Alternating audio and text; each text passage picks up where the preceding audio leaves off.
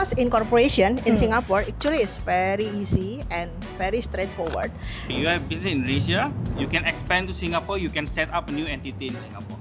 To make it easy, actually, you just incorporate new company in Singapore. If you are employed in Singapore, you don't have to pay tax in Indonesia, and that is due to the double tax agreement that Indonesia and Singapore has. If you want to incorporate a local company in Singapore, you need to have a local director. I am a local, right? I set up a business, and then I want to pull in foreign shareholder.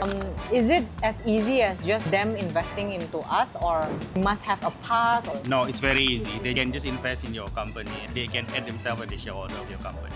Today we are going to be talking about the taxes and how we're gonna manage between Indonesia and Singapore. But before that, what are you guys doing and how long you have been doing it? Before I start, I would like to say thank you for inviting us. My name is Yurika and his name is Daniel. He is my business partner and also my life partner, means my husband. So actually what we are doing now, we are running a corporate service provider company. What we are providing is we are one-stop compliance services for company, business, or individual in Singapore. Like as you know, we need to report our tax to IRAS, and then the company also have a compliance to do a reporting to ACRA. So we are helping in doing those kind of things. Actually, our vision is to become Singapore's leading compliance service provider that can be trusted, reliable, and affordable. Okay, so three main areas here: personal, corporate, and also having like other services Yes. for like compliance reasons in Singapore. Yes. Okay, and how long have you been doing this? So actually, I came to Singapore in 2009. Then I worked for other companies first for 7 years. And then my boss sold the company to a bigger company. So I stayed there another 2 years. So total I worked for 9 years. Then only I started my own business in 2018. Yeah, so now around 7 years already. And in this video, we are going to be talking about if you want to incorporate your business in Singapore as an Indonesian, if there is services done in Indonesia, and how are the taxes going to be managed. And we also asked you guys in my Instagram page on questions you would like to ask Che Yurika and Ko Daniel on the taxes and also business aspects in Singapore. So let's say I have a business in Singapore and I want to outsource all the operations to Indonesia. Should we create a different type of business in Indonesia, or we can just pay the suppliers in Indonesia? Okay. So now I assume you already have a business in Singapore. You also there is a business in Indonesia, right? So if you want to outsource the service to Indonesia, I mean your work you want to outsource to Indonesia, you don't need to register a new company only for the sake of outsourcing.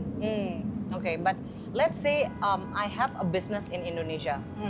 I have a business in Indonesia and all the services was previously done in Indonesia, and then I register a company in Singapore. Yeah. So it's actually from the same company kayak related party.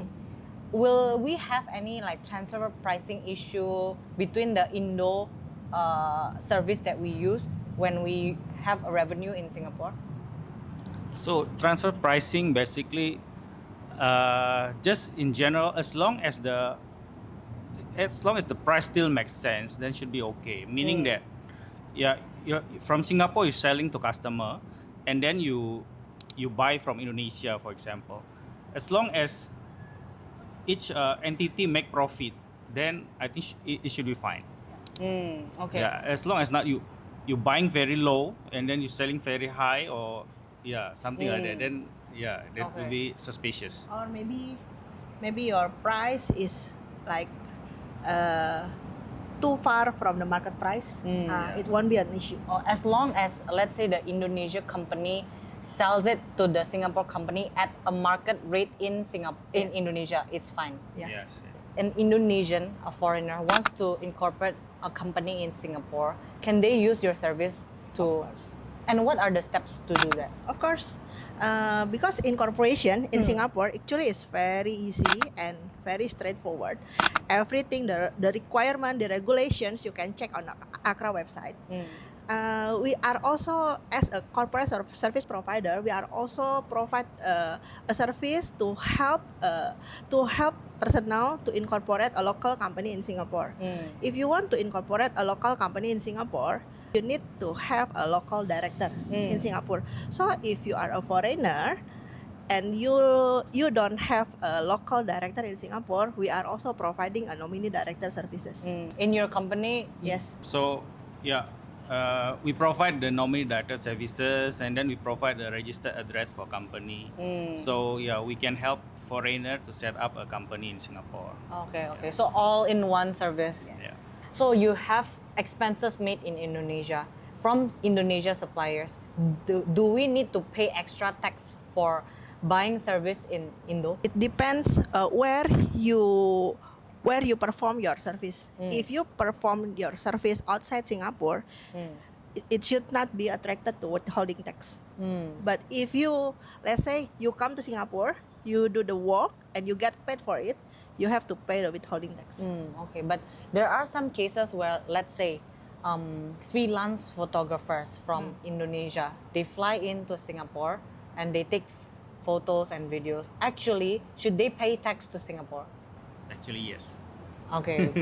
By So- right, yes. Is that like under the withholding tax branch or? Yes, withholding tax because they do the service in Singapore. Okay, so even if it's for personal use, actually they have to pay. Yes, because they earn their money in Singapore actually. Okay, so let's say they sell their photography service at $300. They have to pay IRAS withholding tax rate, and then the earning will be going to them for the rest of the earnings. So actually the responsibility is on the customer in Singapore. Oh, customer in Singapore, yeah. The customer entity who paid foreigner who came to Singapore. Actually, they are the one who supposed to withhold some of the Oh. income and pay to IRAS. Yeah, not on the photographer itself. So anything like, let's say I build a business in Indonesia, I manufacture my goods there, it will just be subject to GST, import GST in Singapore. When I import it from Indonesia to Singapore, it will be GST. Yes. Can you elaborate more on the GST portion here?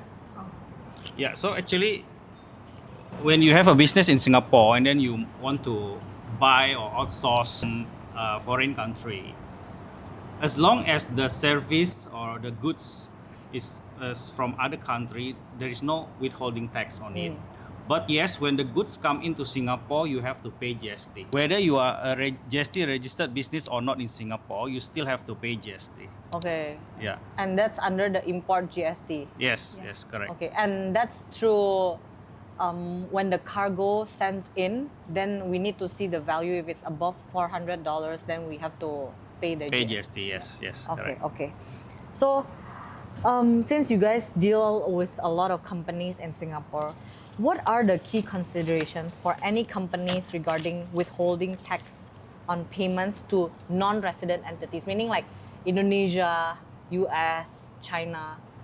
Okay, the key considerations maybe the first you need to check whether your non-resident entity is from which country, because there are a lot of DTA agreement on IRAS website that is regulate the agreement between Singapore and each country. Then when I check into their agreement, I can notice that there are something that it might be different from one country to another country. Yeah, definitely. So, as a background, double tax agreement is to allow the countries that already have agreements with Singapore to pay lesser tax, because if you already pay in Singapore, with this DTA agreement, you don't have to doubly pay Yes. in the other country, and that's why Singapore, they have, I think, over a few agreements Yes. with other countries to actually help the businesses so that Yeah. they don't pay more tax. Yes. Okay. And is there any examples that you can give us where the DTA benefits the country? Let's say previously when I was a PR here in Singapore, I work here. I was a permanent resident of Singapore, and I also still an Indonesian, right? But I work here, I earn here, I only need to pay tax here in Singapore. In Indonesia, I earn nothing, I don't need to pay anything. That's because of the DTA agreement. Yes. Okay. Now you know if you are employed in Singapore, you don't have to pay tax in Indonesia, and that is due to the double tax agreement that Indonesia and Singapore has. Yeah. Okay. And other than that, how does your company manage withholding tax obligations on various payments like royalties, service fee, and interest? We provide the withholding tax service for our clients. So we have to file Form S45 to IRAS for withholding tax. So first of all, we will check whether the transaction is subject to withholding tax or not. Because like we said, each case actually it might be different, and different country has different regulation. So I cannot we cannot explain more details on it because it's case by case basis lah. Yeah, so if any more detailed question, they can reach out to us. Yeah, definitely, because this is more complex. It's definitely case by case basis.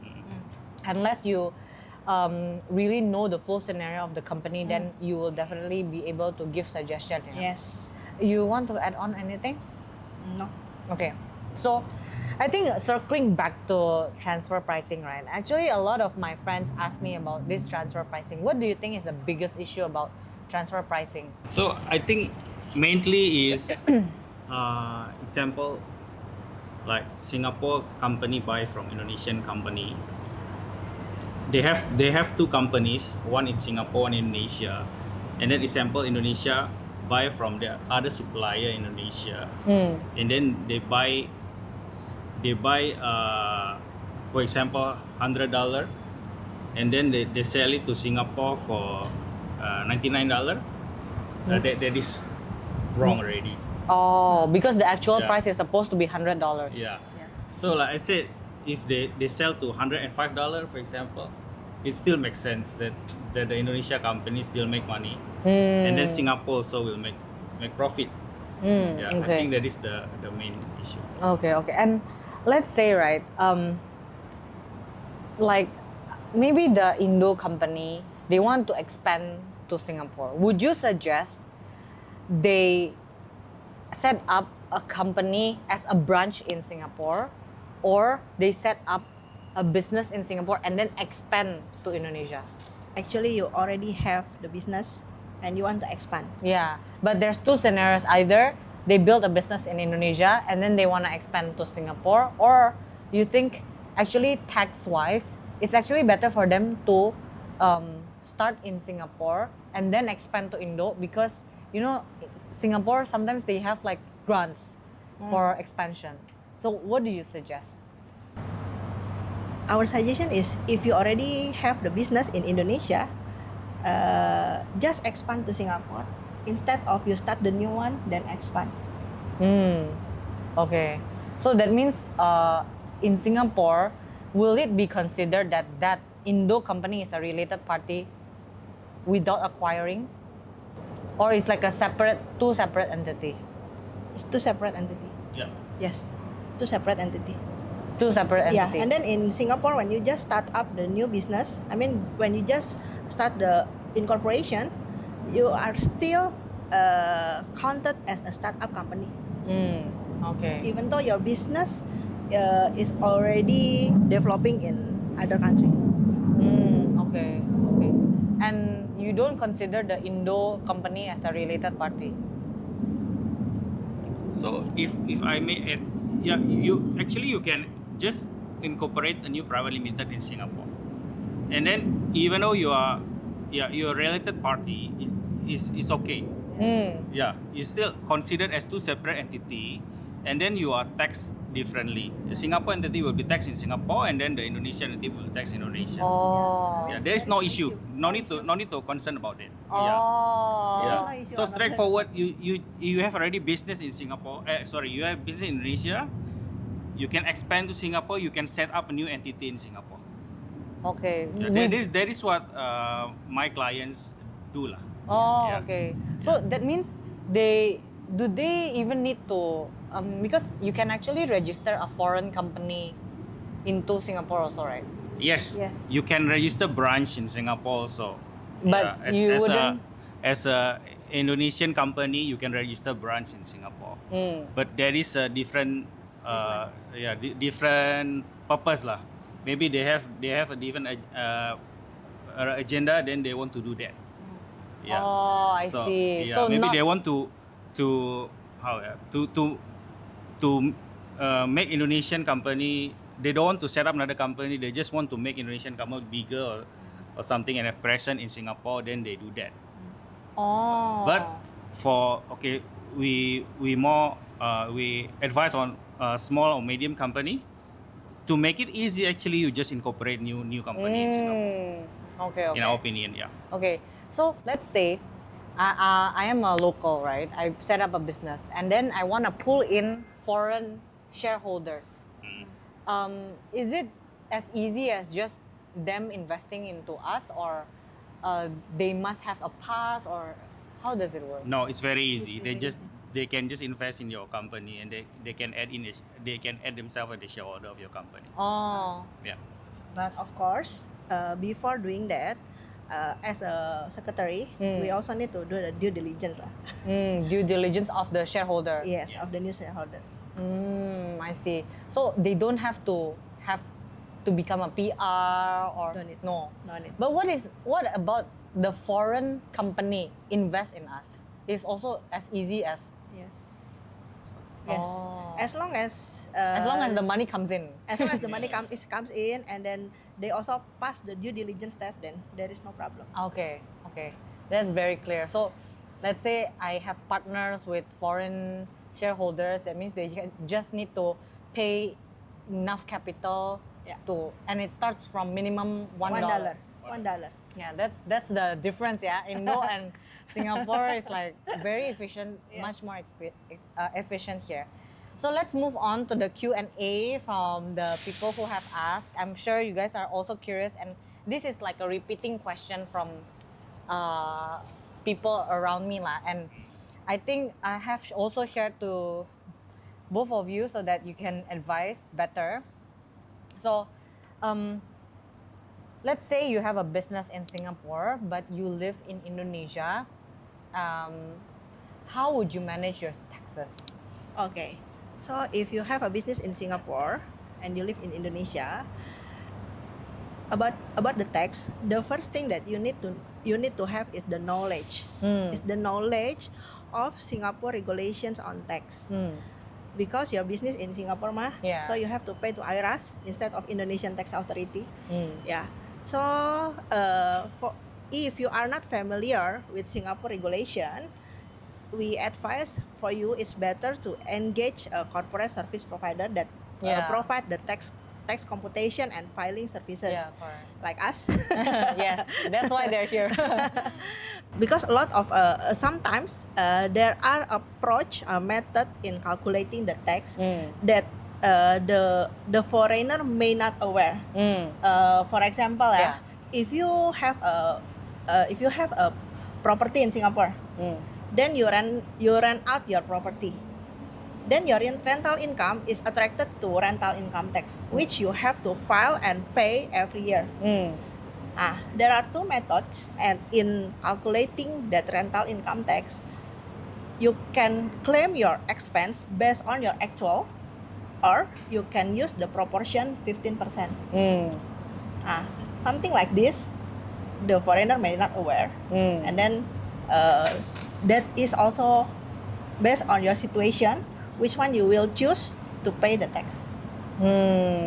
So you will advise them which one is actually better for. Yes.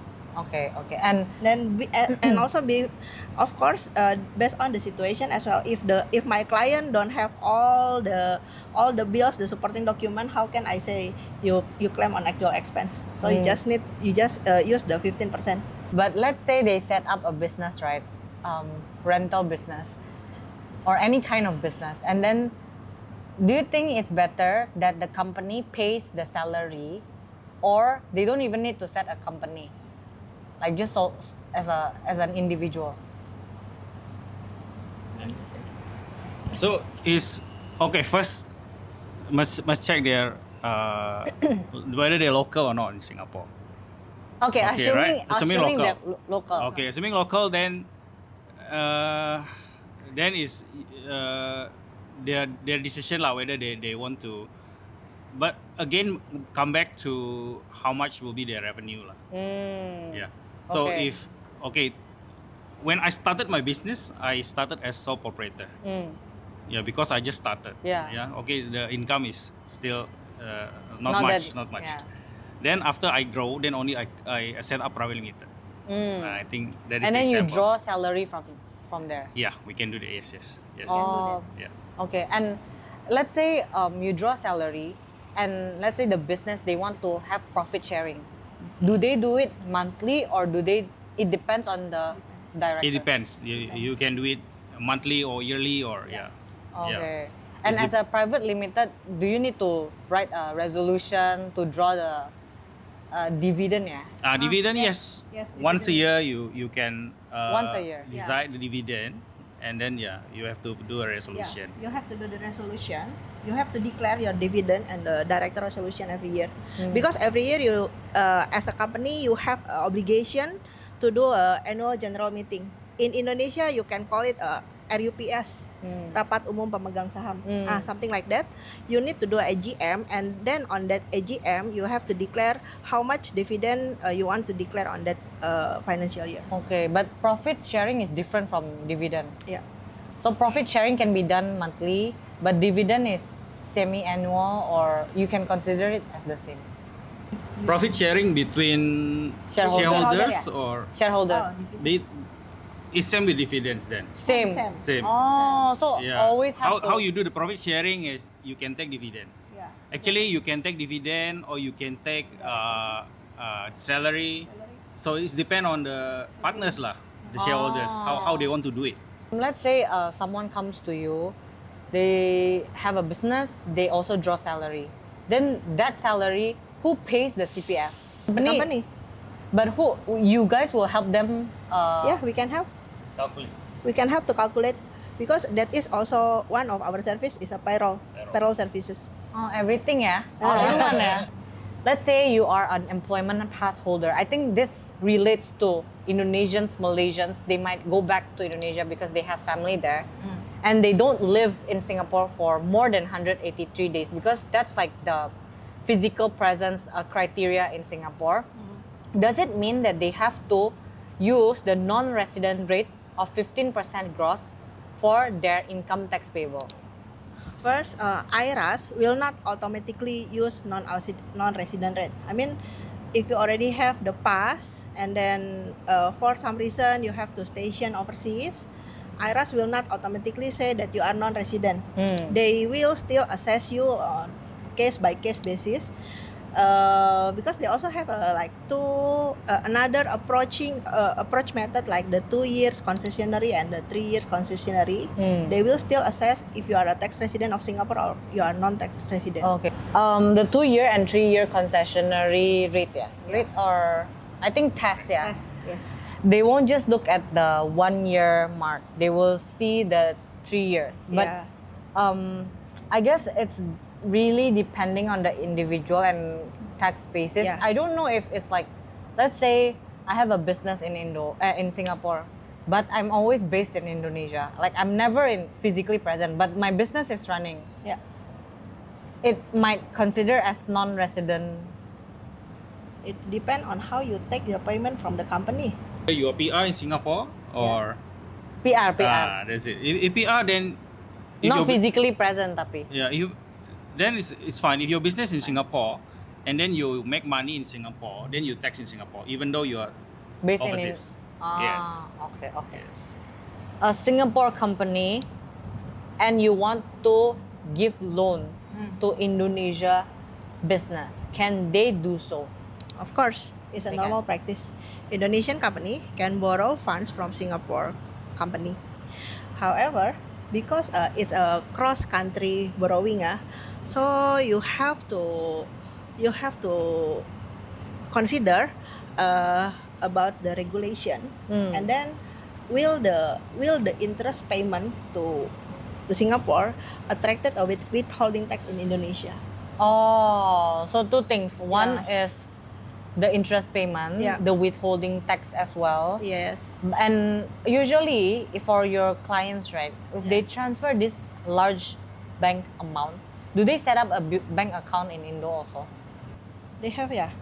Oh, But another thing that Indonesian have to take note is also about the BI reporting. Because BI, Bank Indonesia reporting. Because if I'm not wrong, BI Bank Indonesia itu monitor the flow of funds. Okay. Yeah. Okay. And then if you want to borrow from Singapore as well, you also need to consider about the rate, yeah. Because the rate IDR and SGD also like quite fluctuating. Yeah. So is it Fluctuating, yes. will be benefit for you or no? Must be considered in the business projection cash flow. Okay, and that comes to the end of our session. So, do you guys have any concluding remarks for businesses who wanna set up a company in Singapore and have cross-border transactions? So the conclusion is maybe the first we want to highlight regarding the tax in Singapore and Indonesia. So if you want to set up a business in Singapore, if you are having a business for the local company rate, actually the corporate income tax rate is 17% of your net profit. But in Singapore, based on IRAS, there are some of the tax exemption for the first 200K of your profit. Is about 50%. So like most likely like you pay about 8.5% of to 9% of your net profit. It's about Yeah. And in Indonesia corporate tax rate, if I'm not wrong, it is based on my knowledge 22%. Yeah, correct. Yeah. Yes. And then if you want to set up doing incorporation in Singapore, it is also very easy, very straightforward. Yeah. Don't worry, the regulation in Singapore for both taxes and incorporation, company compliance, it's all in their website, and it's very easy, very straightforward. You can read and you can understand it very easily. Okay, but if you don't have time, of course you can engage the corporate service provider. Yeah. So I just elaborate some of the requirement if you want to set up a company. First, you have to have a company name as well. Yeah.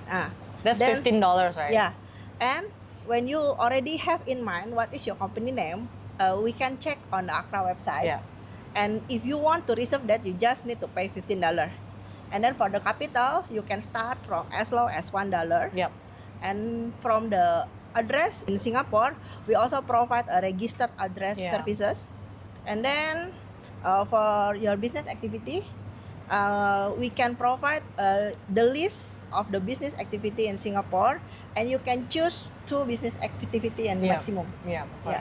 And for the incorporation price to ACRA, you have to pay $300. Yeah, that's for a private limited Yes, company. that is for the private limited company. Yeah, it's very straightforward because I also started my business, and really like you can just look into all the requirements that is required. But definitely, if you want to focus your time for operations, you can definitely hire a third party like Today Corp, and they will also help you, especially if you're a foreigner and you want to expand your business in Singapore. There's a lot of nitty-gritty that you feel like you can hand over to a third party who are experts in their field.